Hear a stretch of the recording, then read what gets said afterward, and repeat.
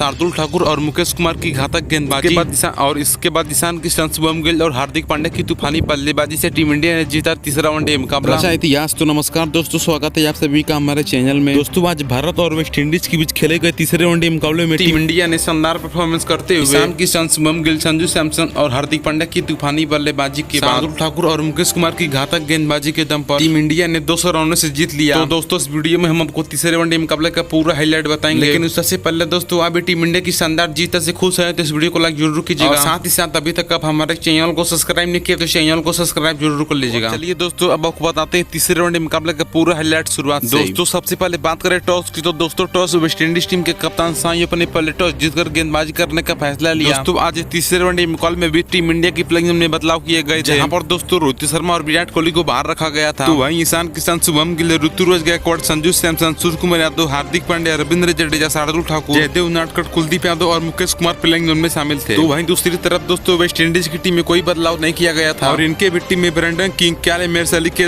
योग, सिमरन हेटमेयर, कैसी काटी, रोमारियो सेफर्ड, एनिक कराई, अल्जारेज जोसेफ, गुदाकेश मोटी और जेडन सिल्स टीम में शामिल थे। और इसके बाद दोस्तों टीम इंडिया की तरफ से शुभम गिल और ईशान किशन पारे की शुरुआत करने मैदान पर उतरे। वेस्ट इंडीज की टीम की तरफ से पहला ओवर लेकर आते हैं जेडन सिल्स और यहाँ पर ईशान किशन ने ड्राइव के जरिए जेडन सिल्स की पहली ओवर की दूसरी गेंद पर एक बेहतरीन चौका लगा दिया और ईशान किशन ने इस चौके के साथ अपनी शानदार बल्लेबाजी का आगाज किया। तो वहीं इसके बाद दोस्तों शुभम गिल के बल्ले से एक और शानदार चौका देखने को मिला जेडन सिल्स की तीसरी ओवर की दूसरी गेंद पर। तो इसके बाद दोस्तों पारी का 6वां ओवर लेकर आते हैं कैल मेर्स और यहाँ पर ईशान किशन ने कैल मेर्स की 6वीं ओवर की तीसरी गेंद और चौथी गेंद पर 2 बेहतरीन चौका लगा दिया और अब ईशान किशन और शुभम गिल काफी तेजी से टीम इंडिया के स्कोर को आगे बढ़ाने लगे। तो वहीं इसके बाद दोस्तों कैल मेर्स की 8वीं ओवर की पहले गेंद पर ईशान किशन ने मिड विकेट की तरफ खेलते हुए एक शानदार चौका लगा दिया। तो वहीं इसी ओवर की 5वीं गेंद पर शुभम गिल ने भी गेंद को बाउंड्री लाइन पर बेचकर 4 रन बटोर लिया। इसके बाद दोस्तों पारी का 9वां ओवर लेकर आते हैं अल्जारेज जोसेफ और यहाँ पर शुभम गिल ने बेहतरीन शॉट खेला और अल्जारेज जोसेफ की 9वीं ओवर की पहली गेंद और दूसरी गेंद पर 2 बेहतरीन चौका बटोर लिया। तो इसके बाद दोस्तों ईशान किशन के बल्ले से एक जोरदार छक्का देखने को मिला अल्जारेज जोसेफ की 11वीं ओवर की तीसरी गेंद पर। वहीं इसी ओवर की चौथी गेंद पर ईशान किशन ने एक और शानदार चौका लगा दिया। अब इसके बाद दोस्तों पारी का 13वां ओवर लेकर आते हैं रोमारियो सेफर्ड और रोमारियो सेफर्ड की 13वीं ओवर की तीसरी गेंद पर ईशान किशन ने शानदार बल्लेबाजी करते हुए एक बेहतरीन छक्का लगा दिया। दोस्तों ईशान किशन और शुभम गिल धीरे धीरे ताबड़तोड़ बल्लेबाजी करना शुरू कर दिया। दोनों ही बल्लेबाज टीम इंडिया के स्कोर को काफी तेजी से आगे बढ़ाने लगे। तो वहीं इसके बाद दोस्तों एनिक कराई की 18वीं ओवर की चौथी गेंद पर शुभम गिल ने एक शानदार चौका लगाया और इसे चौके के साथ शुभम गिल ने अपना अर्धशतक पूरा कर लिया। तो इसके बाद दोस्तों पारी का 19वां ओवर लेकर आते हैं रोमारियो सेफर्ड और यहाँ पर रोमारियो सेफर्ड की 19वीं ओवर की पहली गेंद पर ईशान किशन ने डीप स्क्वायर लेग की तरफ खेलते हुए गेंद को सीधा बाउंड्री लाइन के बाहर भेजा और एक मैक्सिमम 6 रन बटोर लिया। लेकिन इसके बाद दोस्तों ईशान किशन ने इसी ओवर की दूसरी गेंद पर गेंद को थर्ड मैन की तरफ भेजा और एक चौका बटोर लिया। लेकिन इसके बाद दोस्तों ईशान किशन के रूप में टीम इंडिया को पहला बड़ा झटका देखने को मिला 20वीं ओवर की चौथी गेंद पर और यहाँ पर ईशान किशन ने आगे की तरफ बल्लेबाजी करते हुए स्टंप आउट हो गए। दोस्तों एनिक कराई ने अपनी 20वीं ओवर की चौथी गेंद पर किशन विकेट कीपर साई के दौरान स्टंप आउट करा दिया और यहाँ पर ईशान किशन आगे बढ़कर शॉट खेलना चाहते थे लेकिन स्टंप आउट हो गए। ईशान किशन 3 छक्का और 8 चौके की मदद से 64 गेंद में 77 रन बनाकर सीधा पवेलियन लौट गए और ईशान किशन की आउट होने के बाद इसके बाद बल्लेबाजी करने आते हैं नए बल्लेबाज ऋतुराज गायकवाड़। इसके बाद दोस्तों ऋतुराज गायकवाड़ ने अल्जारेज जोसेफ की 23वीं ओवर की चौथी गेंद पर गेंद को बाउंड्री लाइन पर भेजा और 4 रन बटोर लिया। लेकिन इसके बाद दोस्तों ऋतुराज गायकवाड़ ज्यादा देर तक क्रीज पर टिक नहीं पाई और अल्जारेज जोसेफ का शिकार बन गए। और यहाँ पर अल्जारेज जोसेफ ने अपनी 23वीं ओवर की आखिरी गेंद पर ऋतुराज गायकवाड़ को ब्रेंडन किंग किया तो कई चोट को रखकर सीधा पवेलियन भेज दिया। ऋतुराज गायकवाड़ कुछ खास बल्लेबाजी नहीं कर पाए और एक चौके की मदद से 14 गेंद में 8 रन बनाकर सीधा पवेलियन लौट गए। और ऋतुराज गायकवाड़ की आउट होने के बाद इसके बाद बल्लेबाजी करने आते हैं संजू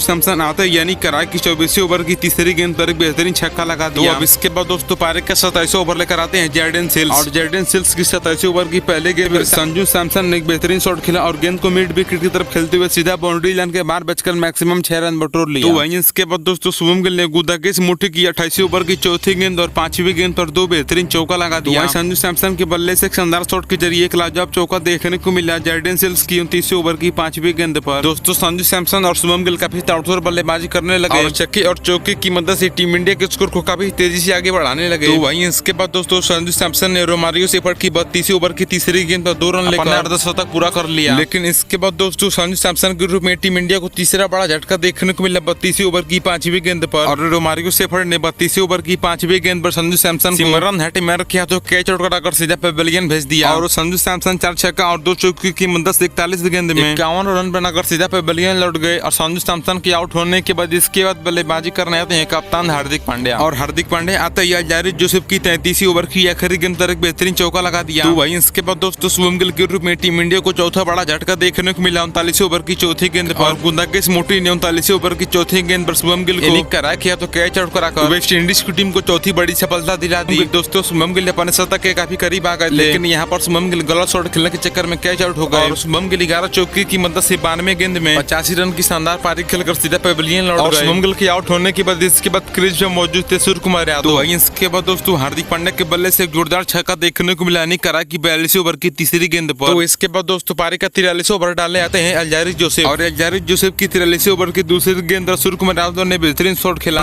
और गेंद को बाउंड्री लाइन पर भेजकर 4 रन बटोर लिया। लेकिन इसके बाद दोस्तों इसी ओवर की आखिरी गेंद पर सूर्य कुमार यादव ने बेहतरीन बल्लेबाजी करते हुए गेंद को सीधा बाउंड्री लाइन के बाहर भेजा और मैक्सिमम 6 रन बटोर लिया। तो इसके बाद दोस्तों रोमारियो सेफर्ट की 44 ओवर की आखिरी गेंद पर सूर्य कुमार यादव ने एक्स्ट्रा कवर की तरफ खेलते हुए गेंद को बाउंड्री लाइन की तरफ भेजा और 4 रन बटोर लिया। तो वहीं इसके बाद दोस्तों हार्दिक पांड्या ने भी अल्जारी जोसेफ की 45 ओवर की 5वीं गेंद पर कवर पॉइंट की तरफ खेलते हुए 4 रन बटोर लिया। तो अब इसके बाद दोस्तों पारी का 46 ओवर डालने आते हैं जैडेन सिल्स, और जैडेन सिल्स की 46 ओवर की 5वीं गेंद पर सूर्य कुमार यादव ने ताबड़तोड़ बल्लेबाजी करते हुए एक जोरदार छक्का लगा दिया। लेकिन इसके बाद दोस्तों रोमारियो सेफर्ट ने 47 ओवर की 5वीं गेंद पर सूर्य कुमार यादव को यानी करा किया तो कैच आउट कराकर सीधा पेविलियन भेज दिया। और सूर्य कुमार यादव 2 छक्का और 2 चौके की मदद से 30 गेंद में 35 रन बनाकर सीधा पेविलियन लौट गए। और इसके बाद बल्लेबाजी करने आते हैं रविंद्र जडेजा। तो इसके बाद दोस्तों जैडेन सिल्स की 48 ओवर के तीसरी गेंद पर हार्दिक पांड्या ने बेहतरीन शॉट के जरिए एक बेहतरीन छक्का लगा दिया। लेकिन इसके बाद दोस्तों हार्दिक पांड्या के बल्ले से और जोरदार छक्का देखने को मिला अल्जारी जोसेफ की 84 ओवर की दूसरी गेंद पर। लेकिन इसके बाद दोस्तों हार्दिक पांड्या ने इसी ओवर की चौथी गेंद पर 2 रन लेकर अर्धशतक पूरा कर लिया। लेकिन इसके बाद दोस्तों हार्दिक पांड्या ने रोमारियो सेफर्ट की 50 ओवर की पहले गेंद पर एक्स्ट्रा कवर की तरफ खेलते हुए गेंद को सीधा बाउंड्री लाइन के बाहर भेजा और मैक्सिमम 6 रन बटोर लिया। लेकिन इसके बाद दोस्तों इसी ओवर की चौथी गेंद पर हार्दिक पांड्या ने एक और बेहतरीन छक्का लगा दिया। और आज टीम इंडिया ने तीसरे वनडे मुकाबले में 50 ओवर की समाप्ति पर 5 विकेट के नुकसान पर 351 रन बना लिए। दोस्तों आज टीम इंडिया की तरफ से तीसरे वनडे मुकाबले में सभी बल्लेबाजों ने काफी ताबड़तोड़ बल्लेबाजी की। यहाँ पर पहले ईशान किशन ने 77 रन की शानदार पारी खेला, वहीं शुभम गिल 85 रन जबकि संजू सैमसन ने 51 रन की शानदार पारी खेला था। वहीं पर दोस्तों हार्दिक पांड्या ने आखिरी में आकर 52 गेंद में 70 रन की नाबाद पारी खेलकर क्रीज पर मौजूद थे। और वेस्ट इंडीज की टीम की तरफ से रोमारियो सेफर्ट ने 2 विकेट लिया था। तो अब इसके बाद दोस्तों वेस्ट इंडीज की टीम 351 रन का लक्ष्य का पीछे करने मैदान पर उतरी,